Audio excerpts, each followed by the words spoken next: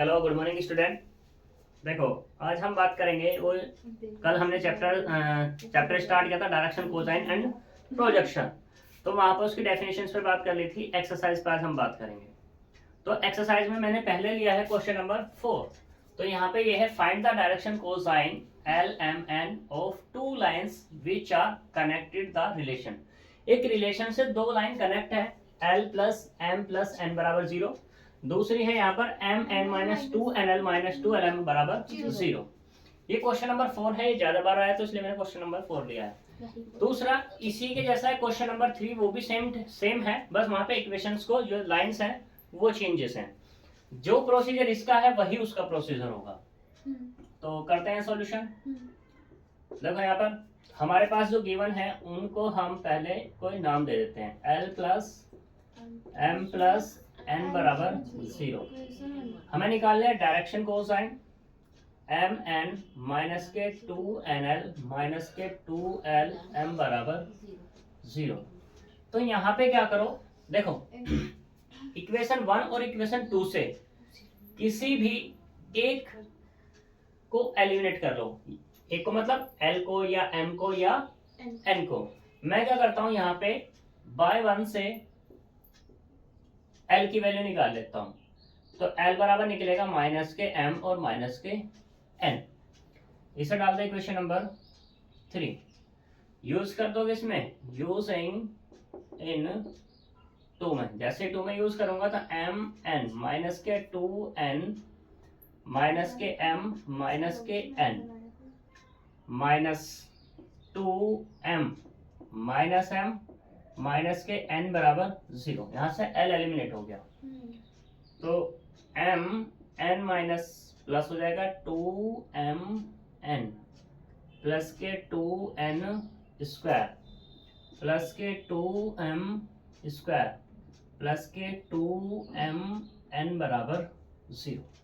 ये मिल जाएगा।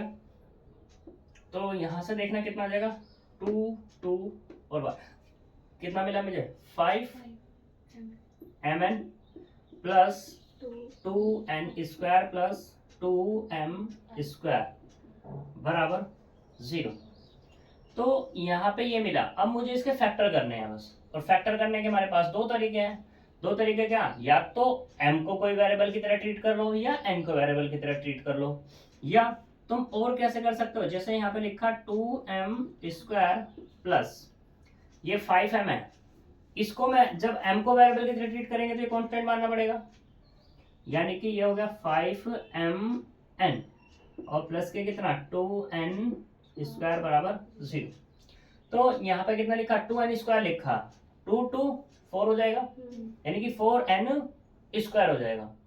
ठीक, यहाँ पे m मैं मान लेता हूँ कांस्टेंट, सॉरी n कांस्टेंट है, तो 2m स्क्वायर माइनस प्लस के 4mn और प्लस के कितना mn और प्लस के कितना 2n स्क्वायर बराबर 0। कोई दिक्कत?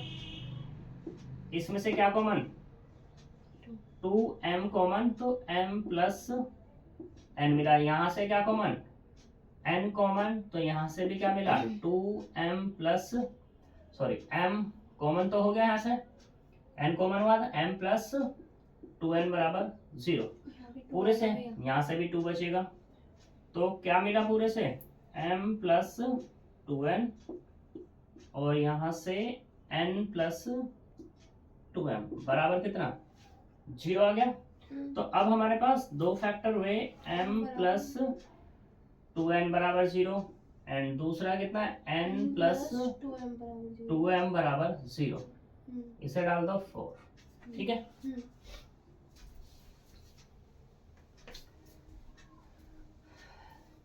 इसको 4 डाल दो और इसको 5 डाल दो। तो अब हम बात करते हैं बाय 4 से। बाय 4 क्या है हमारे पास, m प्लस 2n बराबर 0। तो यहां से m बराबर कितना निकल जाएगा 2n निकल जाएगा। इसको मैं ऐसे लिख लूं m अपॉन 2 बराबर कितना माइनस के n अपॉन 1 या n अपॉन -1 कोई दिक्कत, लिख सकते हैं। अब ये वाला m यूज करो किसमें, 3 में, value of m using in किस में, 3 में यूज कर लेते हैं। जब 3 में यूज करेंगे तो l बराबर कितना होगा, m बराबर कितना ले रहे हैं हम, माइनस के यानी कि प्लस के 2n और माइनस के n बराबर कितना n, यानी कि l बराबर कितना मिला, n मिला। अपॉन में 1 कर दूं, अपॉन में 1 कर दूं, क्या ही दिक्कत। इसको थोड़ा सा चेंजेस कर लें, इसको हम माइनस के 2 कहते हैं, क्या दिक्कत, कोई दिक्कत नहीं। करने का मेरा प्रोसीजर ये हुआ, मतलब मेरा जो करने का तात्पर्य यह था कि 6 और 7 को जब हम देखेंगे तो यहाँ पे एक लेफ्ट हैंड साइड या राइट हैंड साइड बराबर होनी चाहिए। तो तुम देखो राइट हैंड साइड दोनों की बराबर है, तो हम कह सकते हैं यहाँ से बाय 6 एंड 7 से m अपॉन माइनस के 2 बराबर किसके, n अपॉन 1 के, और ये बराबर किसके, l अपॉन, इसको हम कैसे लिख लें, ऐसे लिख लें l upon 1 m upon minus 2 और n अपॉन 1, ये है। अब ये किसी के बराबर होंगे, वो बराबर हम कैसे निकालेंगे, नोमिनेटर और डिनोमिनेटर का केस लगा करके। न्यूमरेटर डिनोमिनेटर केस कैसे हम लगाएंगे वो देख लेते हैं थोड़ा सा। तो देखो यहाँ पे न्यूमरेटर और डिनोमिनेटर, इसको डिवाइड एंड डिविडेंड रूल बोलते हैं, कि जब ये हमारे पास है l upon 1 equals to m upon minus 2 बराबर n अपॉन 1, तो ये क्या होता है, जैसे ये l है तो हमें कुछ भी करना है, जो काम ऊपर करना वही काम नीचे करना है। मान लो मैं कह देता हूँ कि l का स्क्वायर कर देता हूँ, m का स्क्वायर कर देता हूँ और n का स्क्वायर कर देता हूँ, और आपस में सबको क्या कर देता हूँ, ऐड कर देता हूँ। हाँ। तो जो काम मैंने ऊपर किया वही हम यहाँ पे नीचे करेंगे, और मैंने क्या ले लिया, इसका स्क्वायर रूट भी ले लिया, ठीक। उसका कारण क्या है स्क्वायर रूट लेने का वो मैं बताता हूँ अभी। 1 का स्क्वायर प्लस माइनस 2 का स्क्वायर और ये 1 का स्क्वायर, यहाँ तक कोई दिक्कत। इसका स्क्वायर रूट लेने का मतलब ये है, क्योंकि देखो मैंने जब डायरेक्शन रेशोज की डेफिनेशन लिखवाई थी तो उसमें क्या था हमारे पास, कि जो डीसीज हैं प्रोपोर्शनल है किसके, डीआर्स के, और जब प्रोपोर्शनल थे तो वहां पे क्या केस मिल रहा था कि L अपॉन A बराबर M अपॉन B बराबर N अपॉन C मिल रहा था। हाँ।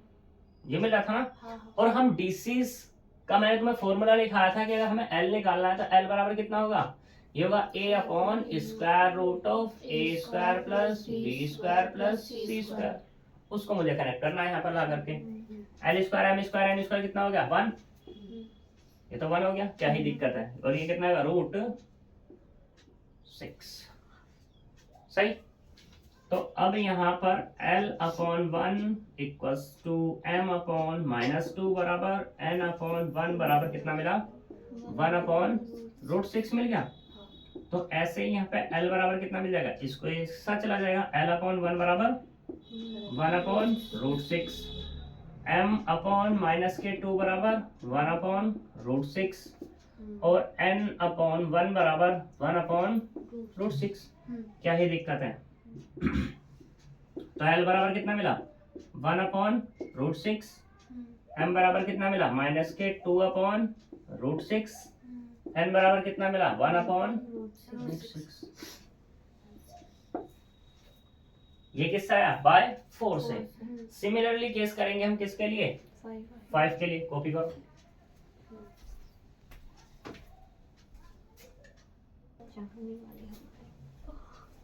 देखो अब बात करते हैं किससे, बाय 5 से। बाय 5 क्या है, इसी में ही कर देते हैं।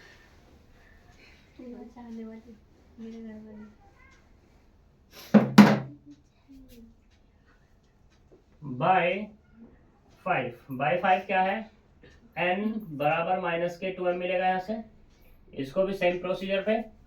तो n अपॉन माइनस के 2 बराबर कितना, m अपॉन 1 कर दें, कितनी हो गई, कितनी हो गई थी देखना उसमें, ये हो गई थी 7 तक हो गई थी। तो 8 कर दें, हाँ 8। अब इसको यूज करो किसमें, n की वैल्यू फिर से m में यूज कर लो, यूजिंग इन किसमें 3 में।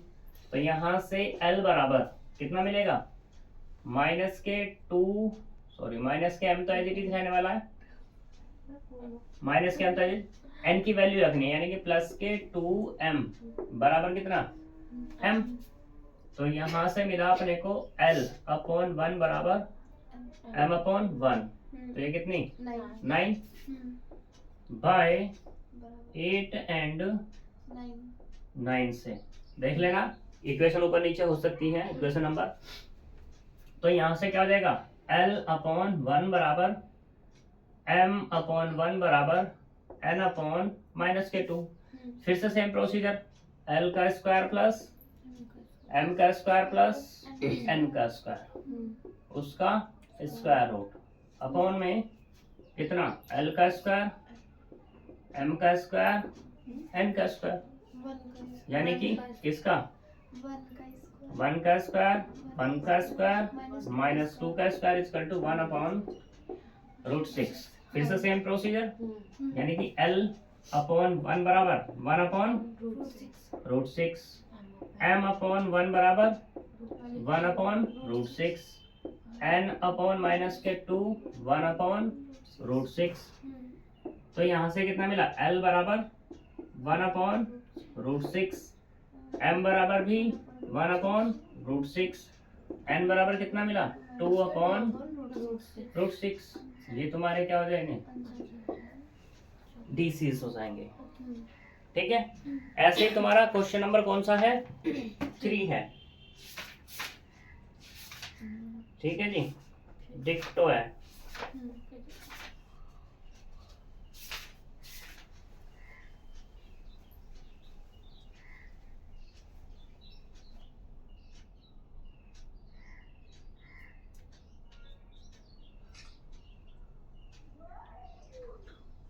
क्वेश्चन नंबर 2 भी चाहिए तुम्हें, है हो गया।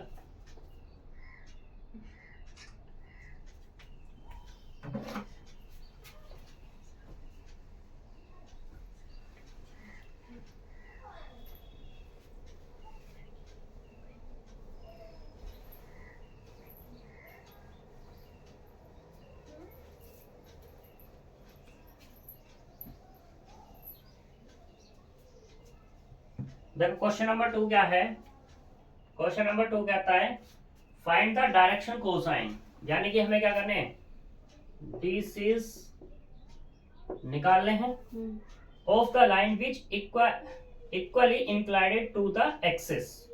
Equally inclined to the axis का मतलब यहाँ पे ये है कि तुम्हारे पास ये है, ये एक्सिस है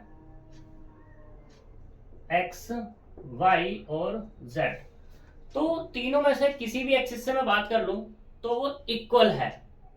बात कैसी है उसकी, इक्वल है। इक्वल से मतलब क्या होगा कि मान लेता हूं मैं ये है, ये O है और ये वाला P है, तो जितना एंगल ये है तुम्हारा, मान लो ये अल्फा है, ये वाला क्या है तुम्हारे पास बीटा है, तो ये वाला गामा है ना।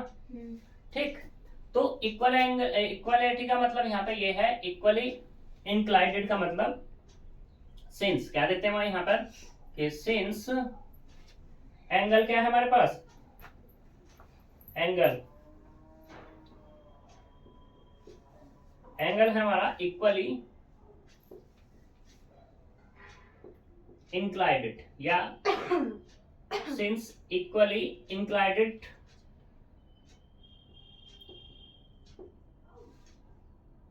To the axis. एक्सिस से क्या है, इक्वली इंक्लाइडेड है, तो इसका मतलब क्या होगा कि यहाँ पे अल्फा बराबर, सॉरी अल्फा नहीं, हाँ अल्फा बराबर बीटा बराबर गामा।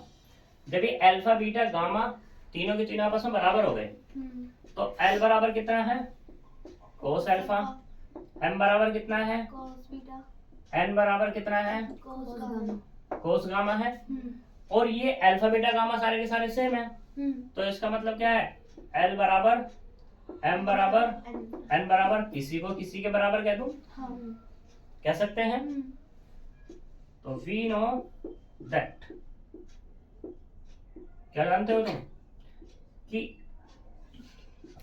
l का स्क्वायर प्लस m का स्क्वायर प्लस n स्क्वायर बराबर कितना, 1। वैल्यू रखो यहाँ पर, cos square alpha, cos square alpha, cos square alpha बराबर कितना, 1। तो यहाँ से कितना मिल गया, 3 कोस स्क्वायर अल्फा बराबर 1। तो यहाँ से कोस स्क्वायर अल्फा की वैल्यू कितनी, 1/3, लेकिन कोस अल्फा की वैल्यू कितनी, प्लस माइनस के 1/√3।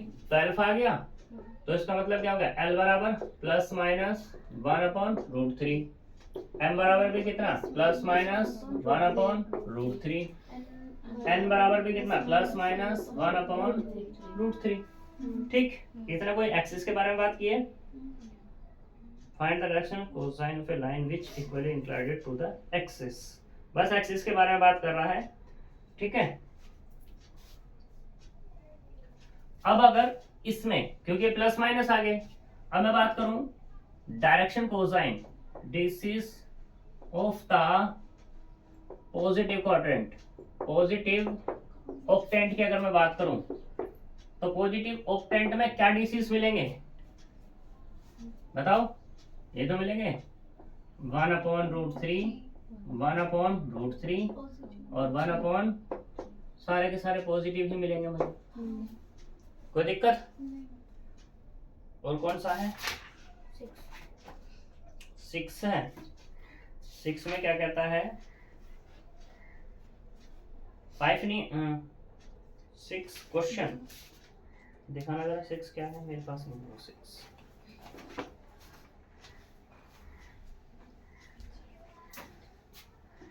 क्वेश्चन नंबर 6 कहता है proof that sine square alpha plus sine square beta plus sine square gamma बराबर 2, where alpha beta gamma are the angle which gives the line makes with positive direction cosine. Positive की बात कर रहा है, तो हमें क्या लगाना है, बस वी नो दैट लगाना है। क्या, कि cos square alpha plus cos square beta plus किसमें चाहिए, साइन में। हमें नहीं पता कि साइन में क्या होता है ये,